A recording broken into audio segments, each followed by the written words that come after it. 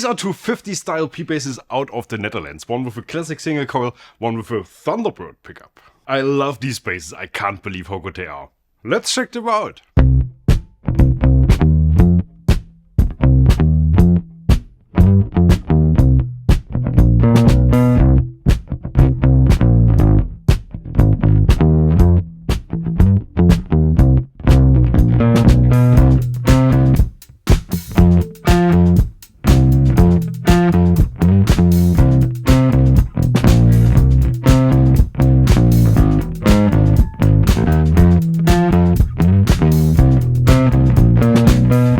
Hi everyone, welcome to Bass the World. My name is Gregor Friese and on bass I am accompanied by my friend Johan Bonitz today. And these are two Soulmate 51 basses by Dutch luthier Sander de Gier, one in Pelham Blue, one in Fiesta Red. These basses are inspired by the original P-bass that was invented in 1951, even before the split coil was invented that we associate with P-basses today.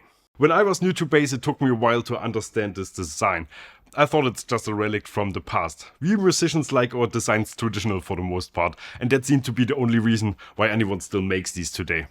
But I was wrong. For years, all I ever wanted to play were jazz basses, but I always gravitated towards the neck pickup with its more beefy and mid-focused sound. Well, gravitated is a bit of an understatement. The neck pickup is all I ever used. Later, when I got into P-basses, I looked back at this and suddenly understood this is exactly what I was playing the whole time, only the body shape and the neck dimensions are different.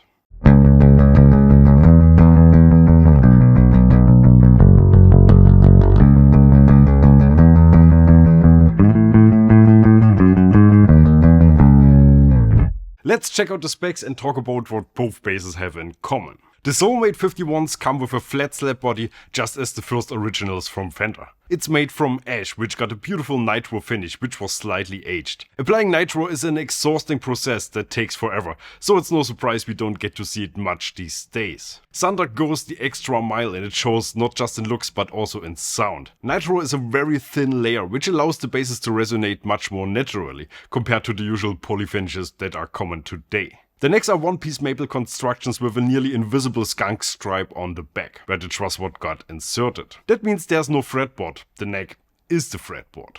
What's also typical for these old designs is the trussrod access from the side of the body. But with these Soulmates you don't have to detach the neck for an adjustment as you have to with the old ones. The body is carved out at the spot so you can do it on the go.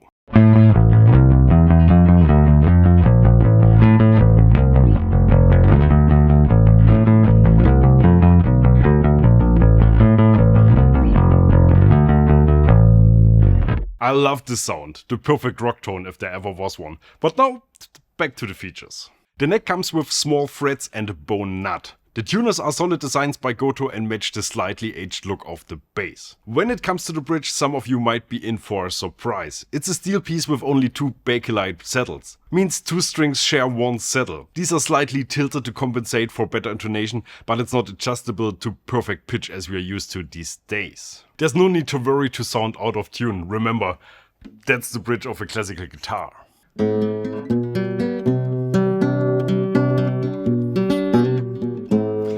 I should have tuned it. I even have a bass with just one saddle for all the strings. So this is even better. But why is it done this way? For vintage accuracy and for sound. These basses sound light and fresh and super dynamic, and the bridge has its role in achieving that.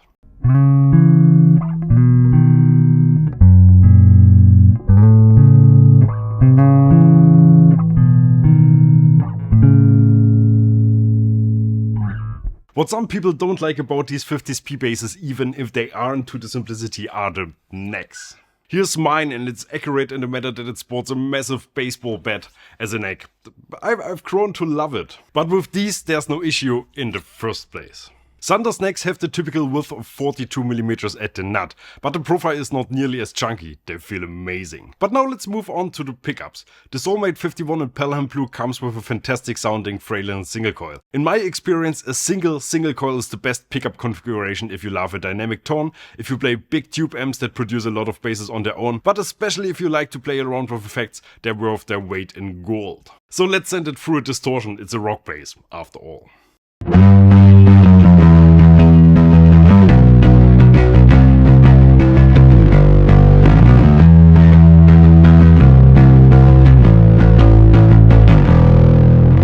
This pickup has a dummy coil hidden underneath, that means there's no humming, even when heavily distorted. We'll do the same thing with the Fiesta Red in a moment for comparison. This one comes with a Thunderbird pickup from Lollar, which has a lot more output, lows, mids and what I would call onboard dirt.